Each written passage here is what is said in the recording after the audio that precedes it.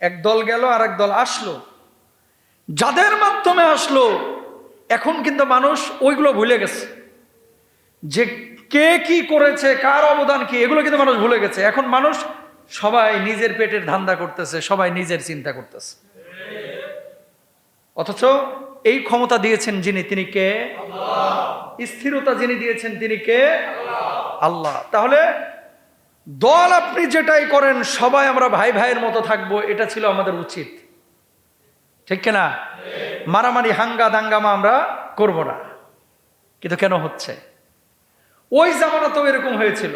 বনি ইসরায়েলকে আল্লাহ তাআলা নিয়ামত দিয়েছিলেন, এটা ধরে রাখতে পারে নাই। এরপর আল্লাহ তাআলা এই নিয়ামত ছিনায়া আরেকজন দুর্বল আল্লাহ রাব্বুল আলামিন তাদেরকে ব্যবস্থা করে দিয়েছিলেন। জোরে বলেন সুবহানাল্লাহ। এজন্য স্বাধীনতা পাওয়া সহজ, স্বাধীনতা ধরে রাখা কঠিন।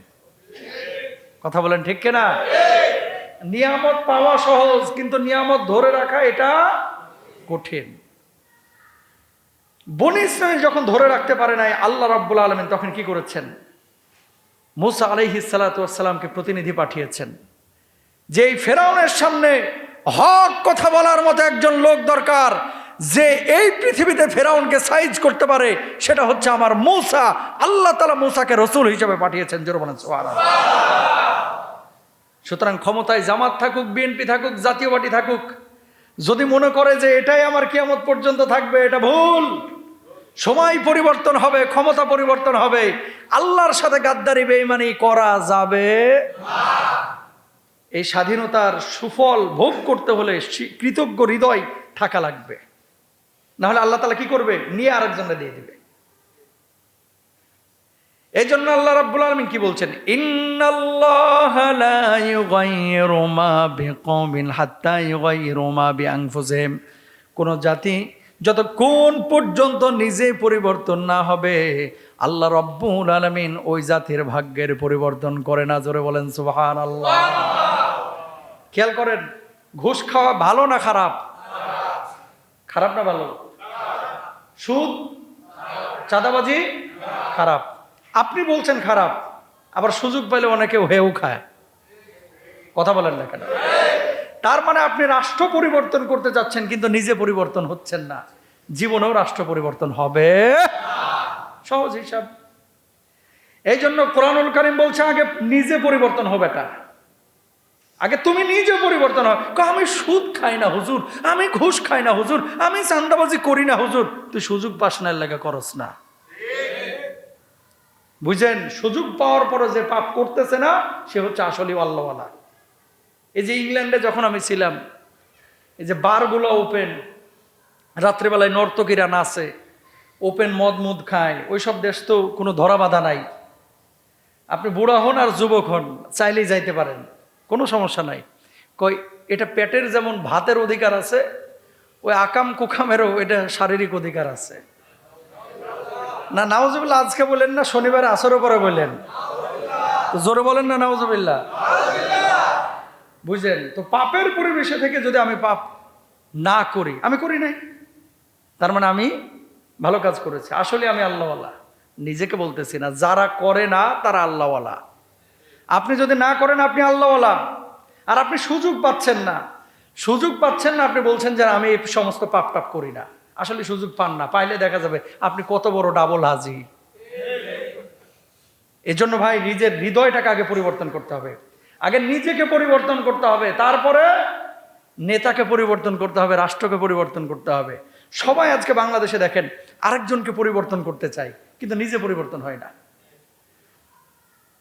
কামালের পোলাই কি করছে, জামালের পোলাই কি করছে, মফিজের পোলাই কি করছে, এদিকে নিজের পোলা সারাদিন গাঞ্জা ডলে।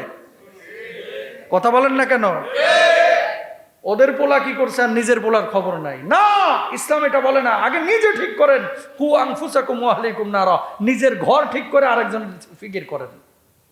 নিজের বউ বাচ্চা নামাজ পড়ে না, আরেকজনের নামাজ নিয়ে হেভি ফিকির। আগে ঘর ঠিক করেন, ঘরের দাওয়াতটা হবে আগে। না শুনলে তারপর আপনি বাইরে যান ইনশাআল্লাহ। যেখান থেকে কথা আসলো, ফিরআউন আল্লাহ সুবহানাহু ওয়া তাআলা তাকে ক্ষমতা দিয়েছিলেন, কিন্তু এই ক্ষমতা কয়েকজন জ্যোতিষী আসলো, আসার পরে বলল, ফিরআউন তোমার রাজত্ব তো আরেকজনের হাতে চলে যাবে। কয় কি বলো তোমরা? কয় হ্যাঁ, তোমার এই রাজত্ব আরেকজনের হাতে চলে যাবে। কয় সে কোথা থেকে জন্মগ্রহণ করবে? কয় বনী ইসরাইলে মায়ের পেট থেকে এক সন্তান জন্মগ্রহণ করবে যার হাতে তোমার ক্ষমতা চলে যাবে। ফেরাউন তার রাজত্বের সব পুলিশ বাহিনীকে ডাকলেন। ডাকার পরে বললেন, এই পুলিশ, প্রত্যেকটা পুলিশ আজকে প্রত্যেকটা বাড়ি চেক করে দেখো কোন নারী প্রেগন্যান্ট, যাদের পেটে বাচ্চা আছে এগুলোকে এক্সট্রা তদারকির মধ্যে ফেলো, নজরদারির মধ্যে ফেলো। বাচ্চা হবে কোনো কথা নাই, সাথে সাথে জবাই করে দিবা, কোনো কথা নাই, জবাই করে দেবা। একজন না, দুইজন না, হাজার হাজার ছোট ছোট বাচ্চাদেরকে জবাই করে দেওয়া হলো। এক রাতের মধ্যে, একদিনের মধ্যে বাচ্চা হয়, সঙ্গে সঙ্গে জবাই করে ফেলে। রক্তের বন্যা বয়ে গেল ওই ফেরাউনের এলাকায়। আল্লাহ রাব্বুল আলামিন এমন মুহূর্তে মূসা আলাইহিস সালাতু ওয়াস সালামকে দুনিয়ার বুকে পাঠাইলেন। মূসা আলাইহিস সালাতু ওয়াস সালাম জন্ম নিলেন। মাকে আল্লাহ রাব্বুল আলামিন ইলহাম করলেন, ও মা, সন্তানটাকে তুমি বাড়ির মধ্যে রাখলে তো ওই জালেমরা শেষ করে ফেলবে, তুমি বক্সের মধ্যে ঢুকিয়ে নদীর মধ্যে ভাসায় দাও। আমি আল্লাহ রাব্বুল আলামিন ওই সন্তানকে তোমার কাছে ফিরিয়ে দেব, আর ওই সন্তানকে আমি আল্লাহ রাব্বুল আলামিন নবী বানাবো। জোরে বলেন সুবহানাল্লাহ। রাখে আল্লাহ মারে, রাখে আল্লাহ মারে, সুবহানাল্লাহ, আল্লাহু আকবার। কেন হত্যা করতে চেয়েছিল? ইন্না ফিরআউনা আলা ফিল আরদি ওয়া জাআলা আহলাহা শিয়া'আন ইয়াস্তাদঈফু তা'iফাতাম মিনহুম ইউযাব্বিহু আবনাআহুম ওয়া ইয়াস্তাহয়ী নিসাআহুম ইন্নাহু কানা মিনাল মুফসিদিন।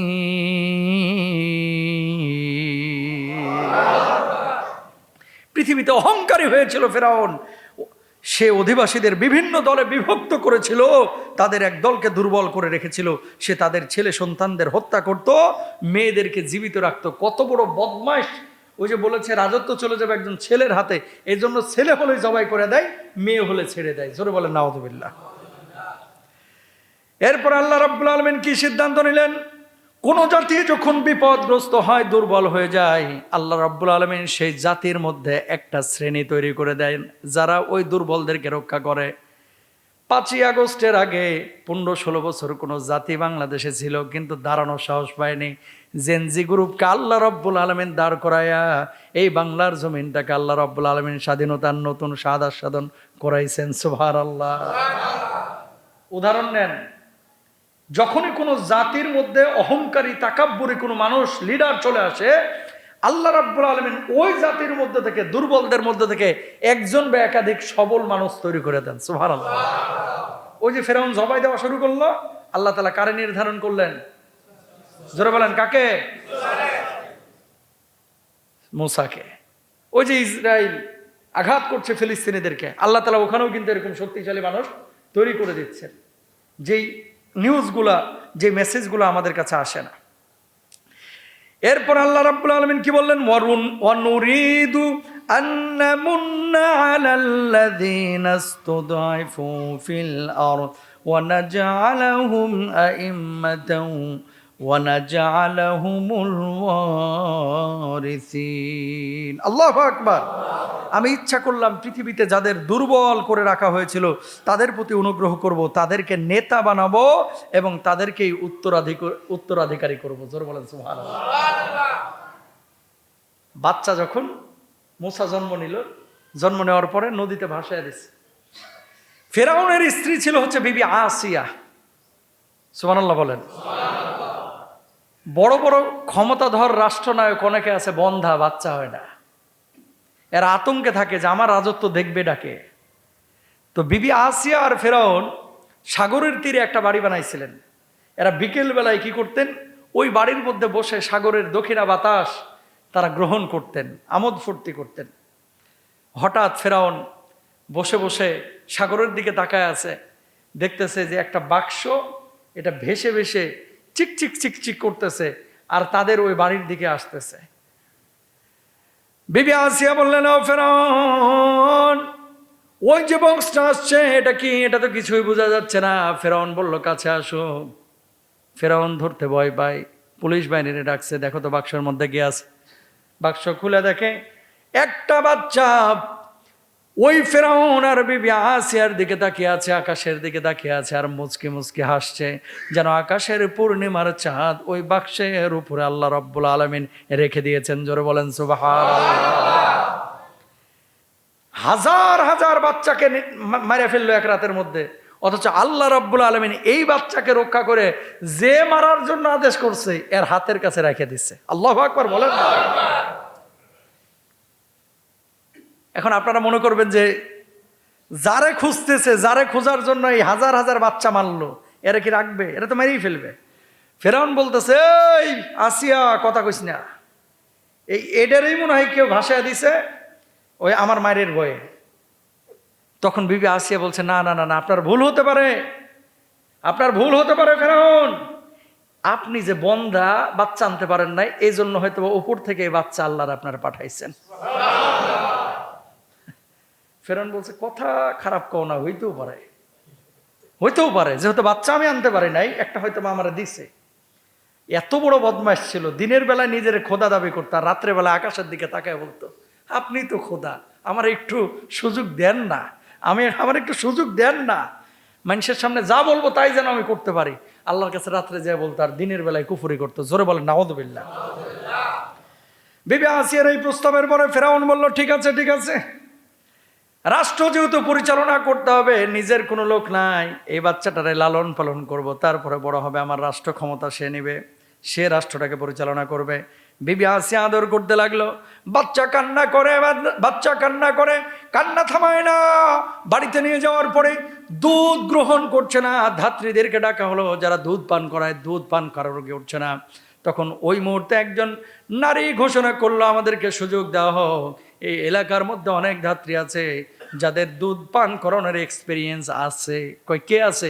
অমুক জায়গায় আমার সন্ধানে একটা মহিলা আছে, ওরে যদি আনা হয় হয়তোবা যে কোনো বাচ্চা তার কোলে দিলেই চুপ হয়ে যায়। জোরে বলেন সুবহানাল্লাহ।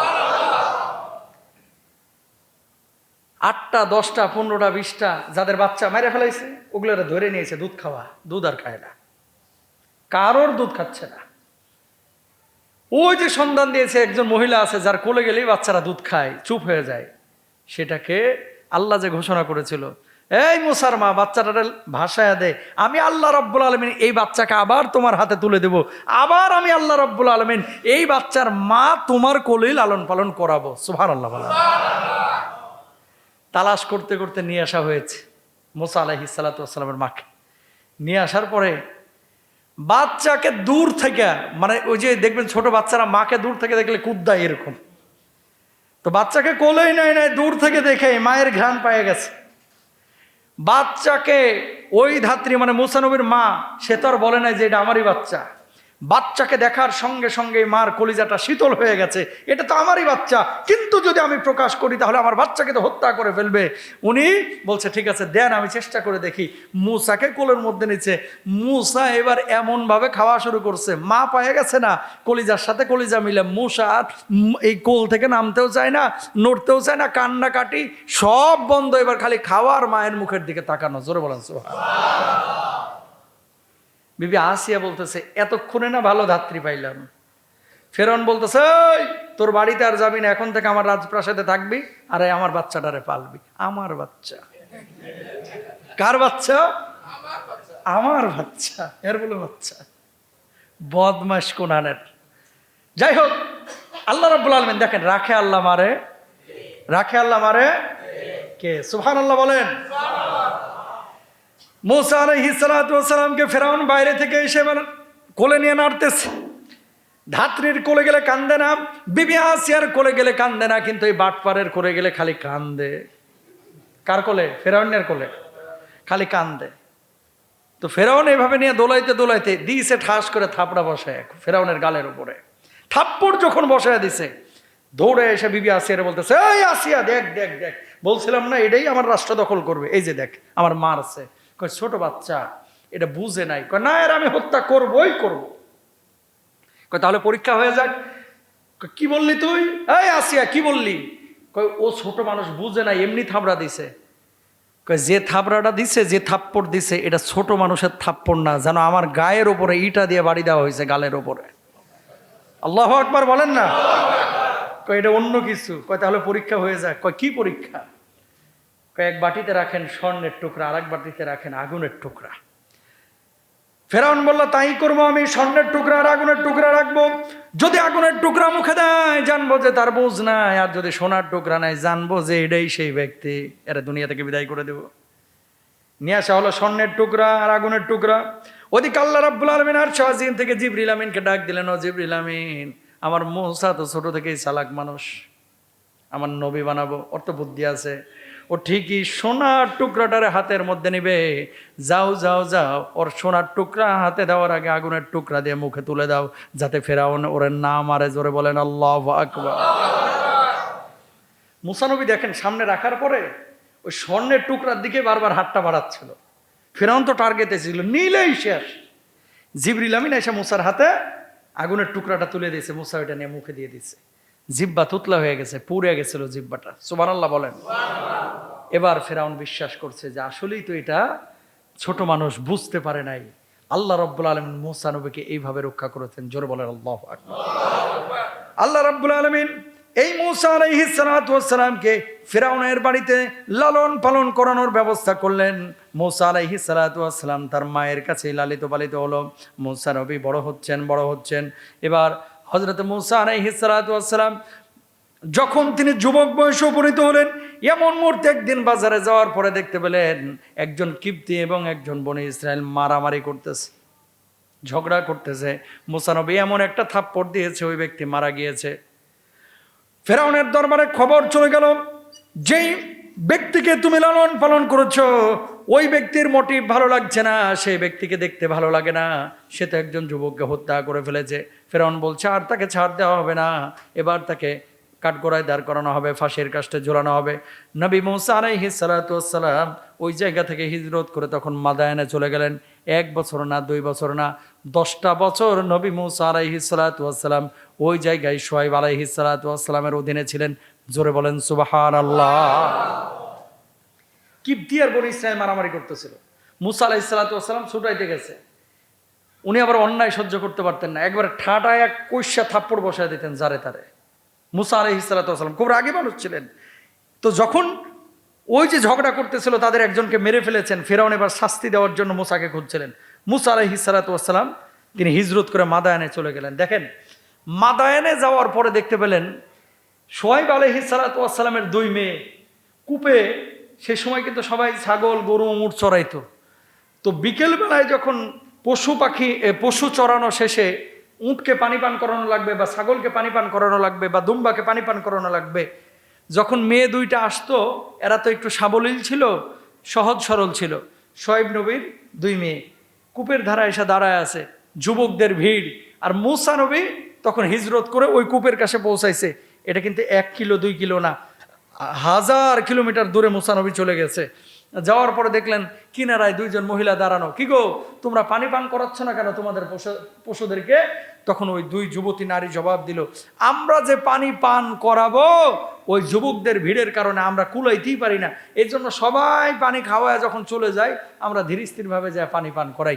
মূসা নবী বললেন যে আমি তো এখানে আছি, আমারে দাও তোমার বকরিগুলা, দাও তোমাদের দুম্বাগুলা। নিয়ে যে মূসা আলাইহিস সালাতু ওয়াস সালাম পানি পান করায় বকরি বা দুম্বাগুলোকে আবার 2 মেয়ের হাতে দিয়ে দিয়েছেন। 2 মেয়ে বাড়িতে যে বলতেছে আব্বা, ও আব্বা। কাকে? নবী শুআয়ব আলাইহিস সালাতু ওয়াস সালামকে।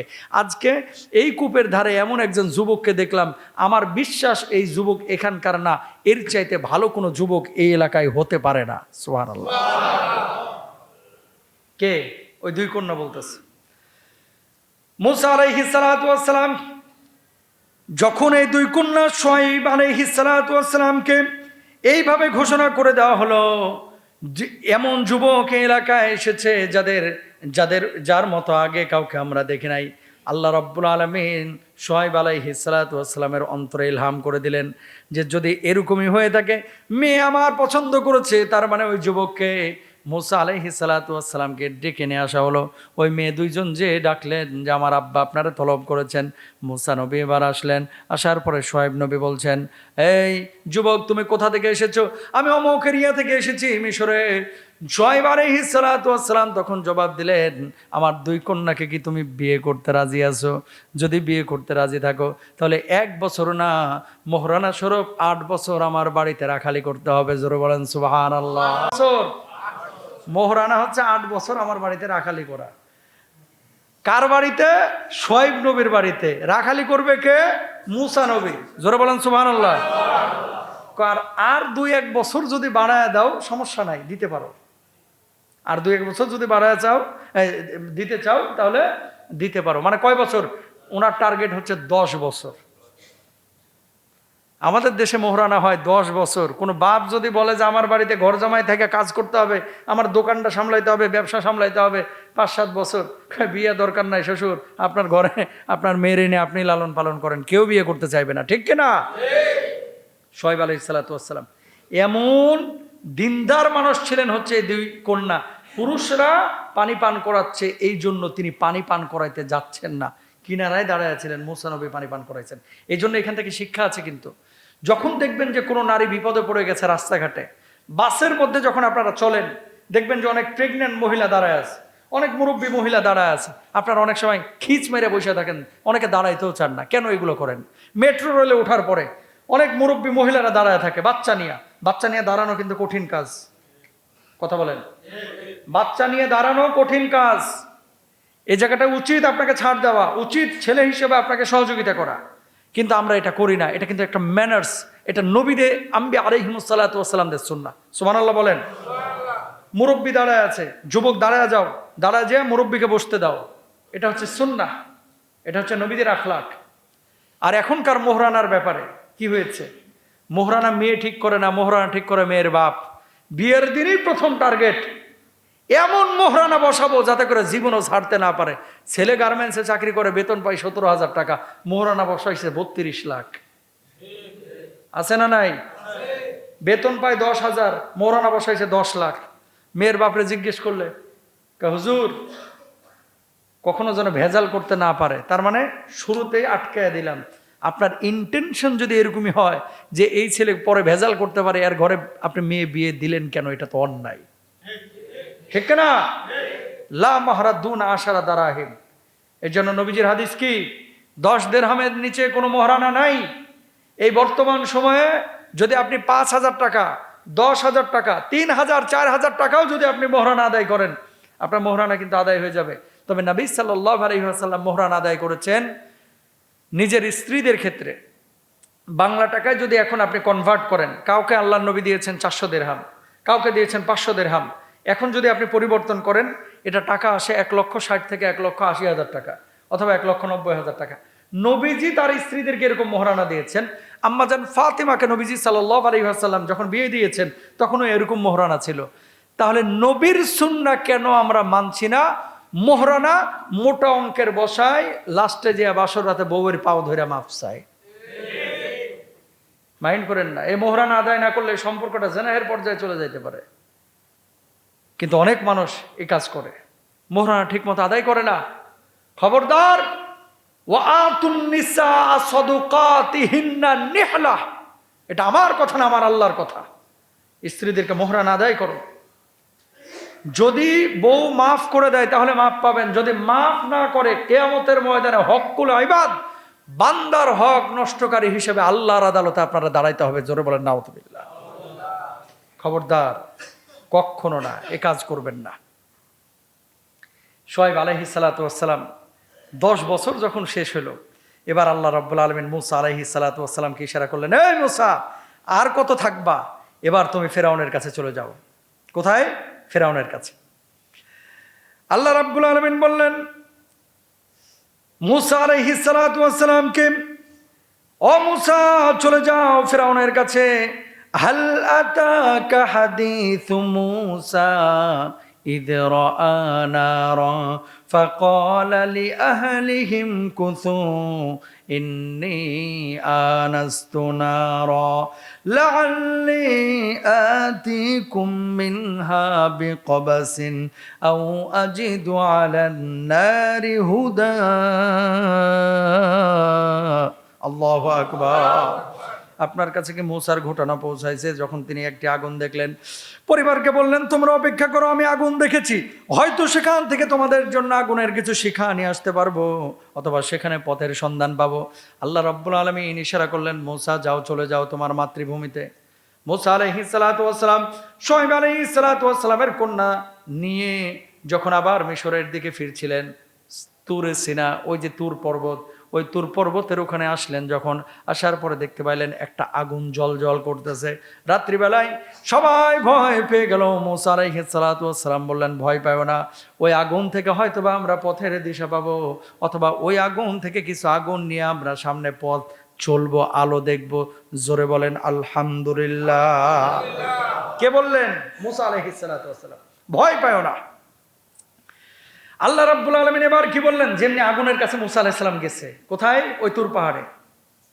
তুর পাহাড়টা হচ্ছে মিশরের কায়রো থেকে প্রায় 1200 কিলোমিটার দূরে প্রায় আমি গিয়েছি আমি গেলাম কবে 2014 সালে মনে হয় অনেক দিন হয়ে গেছে কায়রো থেকে প্রায় 1200 থেকে 1400 কিলোমিটার বিশাল পাহাড় আর আরেকটা কথা বলি এই যে আপনারা অনেকে বলেন তুর পাহাড় থেকে মনে হয় সুরমা হয় এই ভণ্ডামি কথা ভণ্ডামি তুর পাহাড় থেকে সুরমা হয় না শুনছেন না এই কথা যে মূসা নবী যখন আল্লাহকে দেখতে চাইছে আল্লাহর নূরের তাজাল্লিতে গোটা তুর পাহাড় পুড়িয়া এরপরে সুরমা হয়ে গেছে ডাহা মিশা কথা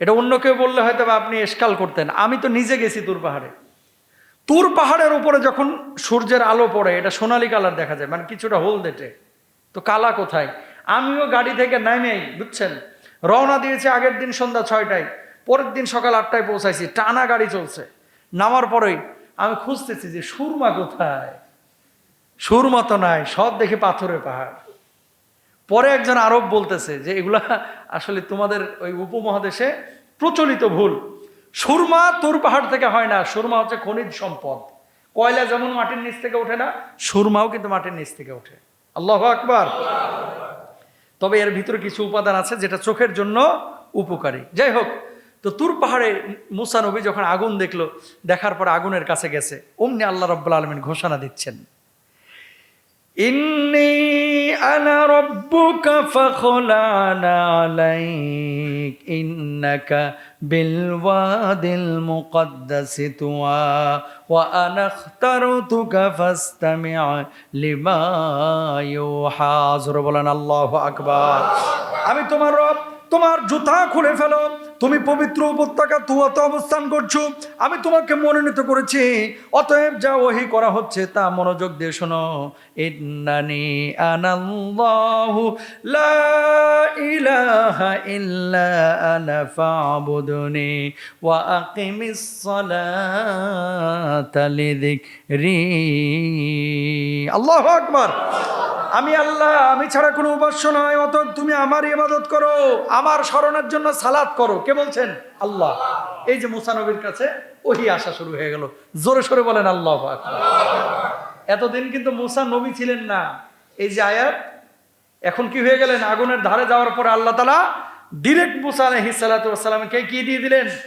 নবুয়ত দিয়ে দিলেন এখন কি দেওয়া হলো ওহী দেওয়া হলো আল্লাহ রাব্বুল আলামিন ওহী দেওয়ার পরে দুইটা জিনিস দিলেন কয়টা মূসার হাতে একটা লাঠি ছিল কারণ পাহাড়ে চড়তে হলে একটা লাঠির উপরে ভর করা লাগে মাঝে মাঝে সাপ বিচ্ছু আসতে পারে এগুলো তাড়ানো লাগতে পারে ঠিক কিনা আল্লাহ রাব্বুল আলামিন মূসার হাতে যে লাঠিটা ছিল বললো মূসা এই লাঠিটা একটু মাটিতে ছাইড়া দেখো ওরে ভাই রে ভাই মূসা নবী যেমনি লাঠিটা ছাড়ছে দেখে বিশাল একটা অজগর সাপ হয়ে গেছে জোরে বলেন সুবহানাল্লাহ কি হয়ে গেছে সাপ ভয় পেয়ে গেছে ইতা কিতা আল্লাহু আকবার এটা কি আমার হাতের লাঠি দেখি সাপ এই ভয় পাইছি না হাত দে আবার গায়ে হাত দিছে আবার লাঠি সুবহানাল্লাহ কোন না ও মূসা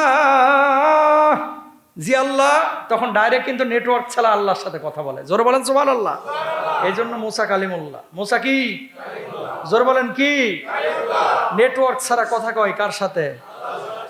আর আমরা তো এখন নেটওয়ার্ক কত আছে, তারপরে আকাশ তো দূরের কথা, মেঘের উপরে গেলেই নেটওয়ার্ক নাই, ঠিক কিনা? ঘরের চিপার মধ্যে ঢুকলে নেটওয়ার্ক নাই, মাটির নিচে গেলে নেটওয়ার্ক নাই। আর আমার মুসা নবী মেঘ আছে, পাহাড় আছে, সমুদ্র আছে, ওই যে সূর্য আছে, আসমান ভেদ করে আমার আল্লাহ রাব্বুল আলামিনের সাথে সরাসরি কথা বলেছে, ডিরেক্ট, কোনো নেটওয়ার্ক ছাড়া। আল্লাহু আকবার। আল্লাহ এরপরে বললেন, মুসা বাম হাতটাকে বগলের নিচে একটু রাখো। মুসা আলাইহিস সালাতু ওয়াস সালাম বগলের নিচে যেমনি হাতটা রাখছেন, হাতটা বের করে দেখেন হাতটার মধ্যে জল করে লাইট জ্বলছে, সাদা হয়ে গেছে, আলোকিত হয়ে গেছে, নূরান্বিত হয়ে গেছে। জোরে বলেন সুবহানাল্লাহ। তাহলে লাঠির মুজিজা, বুকে হাত দেওয়া, বগলের নিচে হাত দেওয়া, মুজিজা দিলেন কে? আমার আল্লাহ ঘোষণা করছেন, ওয়ামা তিলকা বিয়ামিনিকা ইয়া মূসা ক্বালা আলকিহা ইয়া মূসা ফাআলকাহা ফাইযা হিয়া হাইয়াতুন তাসআ। আল্লাহু আকবার। কোরআন কি মজা, বুঝছেন? এগুলো বুঝলে যে কি মজা। আল্লাহ বলতেছেন, হে মূসা তোমার ডান হাতে এটা কি, এটা ফেলে দাও দেখি। তিনি ফেলে দিলেন, আর তার সঙ্গে সঙ্গে দ্রুত চলমান একটা সাপে পরিণত হয়ে গেল। এই যে একটু আগে যেটা বললাম। এরপরে হাতের মুজিজা, আর রাব্বুল আলামিন বললেন, হে মূসা আর দাঁড়ায় থেকো না, এখন তোমার দায়িত্ব হচ্ছে ফিরআউনের কাছে দাওয়াত নিয়ে যাওয়া। কিসের দাওয়াত? কালেমার দাওয়াত, তাওহীদের দাওয়াত, লা ইলাহা ইল্লাল্লাহ, আল্লাহ ছাড়া কোনো উপায় নাই, আল্লাহ ছাড়া কোনো মাবুদ নাই, কোনো উপাস্য নাই। যাও দাওয়াত নিয়ে চলে যাও।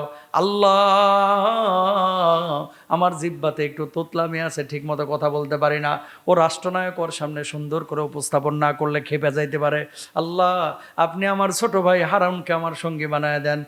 রব্বিশরাহ লি সাদরি ওয়া ইয়াসসির লি আমরি ওয়াহলুল উকদাতাম মিন লিসানি ইয়াফকাহু কওলি ওয়াজআল লি ওয়াজিরাম মিন আহলি হারুন আখি। জোরে বলেন না আল্লাহু আকবার। আল্লাহ আমি তো স্পষ্ট কথা বলতে পারি না, আমার হারুনরে একটু দিয়ে দেন আমার সাথে, দুইজন মিলে দাওয়াতি কাজ করব, কাজ হবে। ভাষা শুদ্ধ করে কথা বলা, উপস্থাপন সুন্দর হওয়া, এই যে আয়াত, এখান থেকে কিন্তু আমাদের শিক্ষা নেওয়া উচিত। সবসময় আঞ্চলিক ভাষায় কথা বলতে হয় না। এখন মাননীয় প্রধানমন্ত্রী তারেক রহমানের সামনে আপনি গিয়েছেন কোনো কারণে, যাওয়ার পরে যদি এরকম কর, হেইডা কি কোয়েলবাম নি যাইবা নি, গেছিলাম নি, সুন্দর দেখা যাইব? রাষ্ট্রনায়কের কাছে দাওয়াত নিতে ওরকম যোগ্যতা থাকা লাগবে। ফেরাউন তো এমনি হেডোমালা লোক, এর কাছে যায় যদি তোতলামি করে, ওটারে পিডা দেহি, কথা বলেন না কেন? এই জন্য বলতেছে হারুনরা আমার একটু কি করে দেন, সঙ্গী বানায় দেন। আল্লাহ রাব্বুল আলামিন বললেন, এই মূসা তোমার বক্ষকে আমি প্রশস্ত করে দিলাম, যেহেতু দোয়া করেছিল, আল্লাহ আমার বক্ষকে প্রশস্ত করে দিন, আমার কাজ সহজ করে দিন, আমার জিহ্বার জড়তা দূর করে দিন, যাতে তারা আমার কথা বুঝতে পারে, আর আমার পরিবার থেকে আমার ভাই হারুনকে আমার সহপাঠী করে দিন। এবার রব্বুল আলামিন বললেন, قد أوتيت سؤلك يا موسى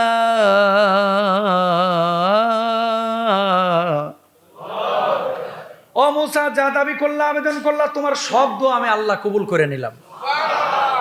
দোয়া করতে দেরি, কবুল হইতে এজন্য নিজেই এই দোয়াটা করবেন, রব্বিশরাহ লি সাদরি ওয়া ইয়াসসির লি আমরি। নিজেদের এই ছেলে মেয়েদের অনেকের মেধা কম, আপনাদের কথা ঠিক মতো বলতে পারে না, মেধা কম, পরীক্ষার হলে মুখস্থ করে যায়, খালি কলম কামড়ায়, লিখতে আর পারে না। এরকম অনেকে আছে না নাই? খুব পড়ে গেছে কিন্তু লিখতে পারে না। এই দোয়াটা বারবার পড়বেন, রব্বিশরাহ লি সাদরি ওয়া ইয়াসসির লি আমরি ওয়াহলুল উকদাতাম মিন লিসানি ইয়াফকাহু কওলি। এটা পড়ে পড়ে ফু দিবেন, ওদেরকেও পড়তে বলবেন। আর একটা হচ্ছে রব্বি জিদনি ইলমা। এরপরেও যদি কাজ না হয়, বলবেন দিনে 100 বারের বেশি শুধু দুরুদ পড়ো, আল্লাহুম্মা সাল্লি আলা মুহাম্মদ সাল্লাল্লাহু আলাইহি ওয়াসাল্লাম। এই 3টা আমল যদি করে, ছেলের মেধা বাড়বেই বাড়বে ইনশাআল্লাহ। বলেন, কারণ মুসা নবী দোয়া করেছে, আল্লাহ কবুল করেন নাই, করবেন ইনশাআল্লাহ। এজন্য মেধা বাড়াইতে এটার বিকল্প নাই। এরপর আল্লাহ রাব্বুল আলামিন কি বললেন, ইযহাবা ইলা ফিরাউনা ইন্নাহু তাগা ফাকুলা লাহু কাওলাল লাইয়িনাল লাআল্লাহু ইয়াতাযাক্কারু আও ইয়াখশা। তোমরা দুজন ফেরাউনের কাছে যাও, সে সীমালঙ্ঘন করেছে, তার সঙ্গে কোমল ভাষায় কথা বলো। কি ভাষায়? কোমল ভাষায় কথা বলো, হয়তো সে উপদেশ গ্রহণ করবে অথবা ভয় করবে। ফাকুলা লাহু কাওলাল লাইয়িনা। এই তাকান, আমাদের কিছু হুজুর আছে দেখবেন, এবং পলিটিক্যাল কিছু লিডার আপনার আমার আশপাশেও আছে বিভিন্ন এরিয়ায়, মাইকটা পাইলেই খালি মানে কোনো আস্তে কথা নাই, কথা বলেন না কেন? আছে না নাই? খালি মারিয়ালাম কুটিয়ালবাম, এমন জোরে জোরে কথা বলে, মানে ধীর স্থির কোনো কথাই নাই। এই আয়াত থেকে শিক্ষা নেন। এই যে সূরা তহার 43 এবং 44 নম্বর আয়াত। ফেরাউনের কাছে আল্লাহ রাব্বুল আলামিন মুসাকে পাঠাচ্ছে, যে ফেরাউন এত বড় জালেম, কথা বলবা নম্রতার সাথে। কিসের সাথে? মানুষকে ভালোবেসে যেটা আদায় করা যায়, শক্ত ভাষায় সেটা কিন্তু আদায় করা যায় না। অনেক সময় দেখবেন এলাকায় যুবকদেরকে আপনি মিষ্টি করে কথা বলেন, ধরেন বল খেলতেছে, ফুটবল মারছে, আপনার গ্লাস ক্ষতিগ্রস্ত হয়েছে জানালা, এদেরকে যা বলেন যে বাবারে আমার তো এটা বড় ক্ষতি হয়ে যাচ্ছে, তোমরা একটু অন্যদিকে খেলো, দেখবেন শুনবে। আর যদি বলে এই কিরে কামালের পোলা, থাপড়ে সোপা ভেঙে হেলামো, দেখবেন রাত্রিবেলায় ঢিল দিয়ে আরো ইচ্ছা করে ভেঙে যাইব। কথা বলেন না কেন? দিনের বেলায় কিছু বলতে পারি না, রাত্রেবেলায় চাচারে সাইজ করবো। আমি দেখছি নিজে ছোটবেলায়, ওই যে খেজুরের রস লাগাইতো না, যত চাচারা না করতো, যেটারে বেশি না করতো ওটা আরো বেশি খাইতো। কাঁঠাল গাছে মানে কাঁঠাল ধরে রয়েছে, কেউ তাকাইতো না, যেমনি ওই কাটাকুটা দিয়ে ঘেরছে অমনি ওটার উপর নজর পড়ছে। কথা বুঝছেন? মানে রাস্তার ধারে এতদিন কেউ তাকায়ও নাই, ওই ছালা দিয়ে বাঁধছে অমনি নজর পড়ছে, ওটার দিকে আরো বেশি টার্গেট পড়ে। এই জন্য কওলাল লাইয়িনা, নম্রতার স্বরে কথা বলা, ভালোবাসার স্বরে, মিষ্টি স্বরে কথা বলা, এটা আমার কথা না, আমার আল্লাহর কথা। জোরে বলেন সুবহানাল্লাহ। মানুষের সাথে যে কোনো দাবি দাওয়া এটা মিষ্টি স্বরে বলতে হয়, সুন্দর করে বলতে হয়, কোমল হৃদয় নিয়ে বলতে হয়, ভালোবাসার স্বরে বলতে হয়, তাহলে এটা ইফেক্টিভ হয়। এটা আল্লাহ নিজে বলেছেন। জোরে বলেন সুবহানাল্লাহ। এরপর মুসা আলাইহিস সালাতু ওয়াস সালাম ফেরাউনের দরবারে গেছে, পুলিশ বাহিনী ধরছে, এই তোরা কারা? কাইছিলাম রাষ্ট্রনায়কের সাথে একটু দেখা করতে। কই এখানে যাওয়া যাবে না। ফেরাউনের কাছে খবর পাঠাইছে যে আমরা দূর দেশ থেকে এসেছি, একটু কথা আছে। ফেরাউন বলতেছে ঠিক আছে পাঠা, মুসাফির যেহেতু। মুসা নবী, হারুন নবী যাওয়ার পরেই বলতেছে তোমার সাথে আমাদের কিছু কথা আছে, আপনার সাথে কিছু কথা আছে। কি কথা? ইন্না রাসূল রাব্বিকা ফারসিল মা'ানা বানি ইসরাঈল ওয়ালা তুআযিবহুম। আমরা আপনার রবের প্রেরিত রাসূল, অতএব বনি ইসরায়েলকে আমাদের সঙ্গে যেতে দেন, তাদের উপরে নির্যাতন করবেন না। আমাদের প্রতি যারা ঈমান আনবে, আমার আল্লাহর প্রতি যারা ঈমান আনবে, এদেরকে নিয়ে আমি অন্য কোনো অঞ্চলে চলে যাব, আপনি বাধা দিয়েন না। ফেরাউন তেলে বেগুনে জ্বলে উঠছে। কয় কি আমার রাজ্যের ভিতরে ঢুকা আমারে বলে যে আমি খোদা না, খোদা নাকি আরেকজন। ওর সাহসটা কত বড়! নাউজুবিল্লাহ বলেন। সংক্ষেপে শেষ করি। ফেরাউন বলতেছে এই আমি সেনা প্রভু, আমি সেনা খোদা। কয় না, খোদা আরেকজন। যখন একে বলছে প্রমাণ কি, প্রমাণটা কি, প্রমাণ দেখাও। আমার খোদা আমাকে মুআজিজা দিয়েছে, নবুয়ত দিয়েছে। কি মুআজিজা? কয় যে দেখো, লাঠিটা হাত থেকে ফেলছে, অমনি সাপ হয়ে গেছে। সুবহানাল্লাহ বলেন। কয় যে মুআজিজা দিয়েছে আমার প্রভু। কার কি দিছে? বগলের নিচে হাত দিছে, শুভ্রতা, আলো, নূরান্বিত অবস্থা দেখা গেছে। ফেরাউন যখন ধরা খেয়ে গেছে, আশপাশে মন্ত্রী পরিষদ সব বসা না, পুলিশ বাহিনী শব্দ দেখতেছে, এরা তো অবাক। কিরে তাই তো, তাহলে তো এটাই সত্য নবী হইতে পারে, আল্লাহর প্রেরিত ব্যক্তি হতে পারে। ফেরাউন অমনি কথা চেঞ্জ করে ফেলাইছে। চালাক মানুষ যেগুলো, এগুলো দেখবেন হাইরে যাওয়ার সময় ইউটার্ন নিয়ে কথা ঘুরায় ফেলায়। কথা বলেন না কেন? ফেরাউন বলতেছে এ তো দেখি ভালো জাদুকর, বড় জাদুকর, এগুলো জাদু দিয়ে করছে। আমার কি রাজ্যে জাদুকর কম আছে? এই মুসা, কালকে প্রমাণ হবে আমার রাজ্যের জাদুকরদের সামনে তোমার জাদু টিকে কিনা। যদি না টিকছে তোমার কিন্তু খবর আছে, আর যদি টিকে যায় তাহলে আমি তোমার সিদ্ধান্ত মেনে নেব। বলে ঠিক আছে, আপনার সাথে চ্যালেঞ্জ। গোটা মিশরে সংবাদ পৌঁছে দেওয়া হলো যে কালকে এই মুসাফির, এই মুসা, তার লাঠির সামনে আমাদের জাদুকররা খেলা দেখাইব, খেলা হবে। এই বিশ্বকাপ ফাইনাল যেরকম হয়েছে না, গোটা মিশরে সেদিন কি হচ্ছে? এই একেবারে ফাইনাল ফাইনাল ভাব, দূর দূরান্ত থেকে মহিলা বাচ্চা সব এসে হাজির কোথায়? ফেরাউনের প্রাসাদের সামনে, যে আজকে খেলা হবে। মুসা আলাইহিস সালাতু ওয়াস সালাম দেখে হাজার হাজার জাদুকর আসছে, শত না কত, হাজার হাজার জাদুকর। এরা আসার পরে কি করছে? এই মুসা, তুমি আগে খেলা দেখাইবা না আমরা আগে দেখাবো? ফেরাউন তো পুরা মসমসা হয়ে রয়েছে, কারণটা কি? হাজার হাজার, আর এখানে শুধু এক মুসা। আজকে কি হয় দেখো। তো মুসা আলাইহিস সালাতু ওয়াস সালাম বললেন যে আপনার সমস্ত জাদুকরদেরকে নিয়ে আপনি আগে আপনার খেলাটা দেখান। বলছে ঠিক আছে, এই নিক্ষেপ করো। এদের কাছে ছোট ছোট লাঠি ছিল, এরা জাদুবিদ্যার মাধ্যমে লাঠিগুলো নিক্ষেপ করছে। হাজার হাজার লক্ষ লক্ষ সাপ এটা মুসার দিকে তেড়ে আসতেছে। মুসা নবী আল্লাহর দিকে তাকিয়ে বলতেছে, মানে ডাইরেক্ট আল্লাহর কাছে কল, আল্লাহ কি করবো এখন? খাই বেটা, তোর হাতে যেটা আছে এটা এই তুই ফেলা দে, এই মুসা ফেলা দে, তুই ফেলা দে। এটা যেমনি ফেলছে, বিশাল একটা অজগর হা করছে ভাই, কোটি কোটি সাপ ওই অজগরের মুখে, বাতাস যেরকম উড়ে আসে না খড়খোটা, এরকম আইয়া মুখের ভিতরে ঢুকতেছে, মুখটা খালি বন্ধ করছে, চিপসের মধ্যে মতো সব পেটের মধ্যে। আল্লাহু আকবার বলে। কোথায়? অজগরের হা করে তাকায় রয়েছে জাদুকররা। যেমনি তাকায় রয়েছে, এবার মুসা আলাইহিস সালাতু ওয়াস সালাম ফেরাউনের দিকে তাকানো। ও ফেরাউন, রব্বুনাল্লাযী আতা কুল্লা শাইইন খলাকাহু সুম্মা হাদা, আমাদের রব যিনি প্রত্যেক সৃষ্টিকে তার উপযুক্ত আকৃতি দিয়েছেন, তারপর তাকে পথ নির্দেশ করেছেন, এরপরও কি আপনি মানবেন কিনা বলেন? এই যে আপনার জাদু আমার সামনে হেরে গেল। ফেরাউন যখন এই জিনিসটা দেখলো, দেখার পরে সে নির্বাক হয়ে গেছে। আর ওই দিকের জাদুকররা সবাই বলতেছে, মুসা তুমি যেই খোদার উপরে ঈমান এনেছো, সঙ্গে সঙ্গে আমাদেরকে কালিমা পড়ায় দাও, সেই খোদার উপরে আমরা সবাই ঈমান এনে ফেললাম। সব জাদুকররা ঈমান এনে ফেলছে, কিন্তু এই বদমাশ ফেরাউন, সে বলতেছে কি? ফেরাউন সবাইকে বলতেছে, লা উকাত্তিআন্না আইদিয়াকুম ওয়া আরজুলাকুম মিন খিলাফিন আও ইনফাউ ওয়া আরজুলাকুম মিন খিলাফিন ওয়ালা উসাল্লিবান্নাকুম। এই ঈমান যে আনছোস, একেবারে ডান হাত বাম পা, বাম হাত ডান পা ক্রস করে কাইটা শুলিতে উঠায় দেবো, আমারে চেনোস? কে বলতেছে? ফেরাউন। উল্টা করে হাত পা কাটিয়ে দেবো। ঈমান আনলি কেন ওর উপরে? ধর মুসারে, দৌড়া। এবার ওর যে পুলিশ বাহিনী, এটা নিয়ে মুসারে কি করছে? দৌড়ানো শুরু করছে। মুসা আলাইহিস সালাতু ওয়াস সালাম বনী ইসরায়েলের ইমানদারদেরকে নিয়ে, সংক্ষেপে বলে দিচ্ছি টাইম যেহেতু শেষ, ইমানদারদেরকে নিয়ে ওই সাগরের কিনারায় চলে গেছে। ফেরাউন কাছাকাছি লক্ষাধিক সৈন্য নিয়ে দৌড়াইতেছে, আর মুসা নবীর সাথে আছে ইমানদার বনী ইসরায়েলরা। আল্লাহ এখন কি করব? আল্লাহ রাব্বুল আলামিন মুসা নবীকে বলল, এই মুসা, হাতে যেটা আছে এটা তুমি নিক্ষেপ করো। যখনই নিক্ষেপ করলো, সঙ্গে সঙ্গে আল্লাহ রাব্বুল আলামিন ওই মাঝখান দিয়ে একটা বিশাল রাস্তা তৈরি করে দিলেন। জোরে বলেন সুবহানাল্লাহ। যখন রাস্তা তৈরি হয়ে গেছে, মুসা আলাইহিস সালাতু ওয়াস সালাম দলবল নিয়ে উপরে চলে গেছে। এবার ফেরাউন চিন্তা করেছে, মুসা যেহেতু পার হয়েছে, আমার জন্য হয়তো বা রাস্তা খোলা থাকবে। যেমনি ওই ফেরাউন তার দলবল নিয়ে সাগরের মাঝখানে গিয়েছে, আল্লাহ রাব্বুল আলামিন দুই সাগরের দুই কিনারার পানিকে মিলিয়ে দিয়েছে। এবার ফেরাউন ওই সাগরের মধ্যে হাবুডুবু খাওয়া শুরু করেছে। জোরে বলেন আল্লাহু আকবার। এবার কি বলতেছে? যখন মরা মরা অবস্থা, সাগরের পানি নুনতা না মিষ্টি? লোনা পানি যখন পেটের মধ্যে ঢোকা শুরু করছে, এবার আকাশের দিকে তাকায় বলতেছে, আমানতু আন্নাহু লা ইলাহা ইল্লাল্লাযী আমানাত বিহি বানু ইসরাঈল ওয়া আনা মিনাল মুসলিমিন।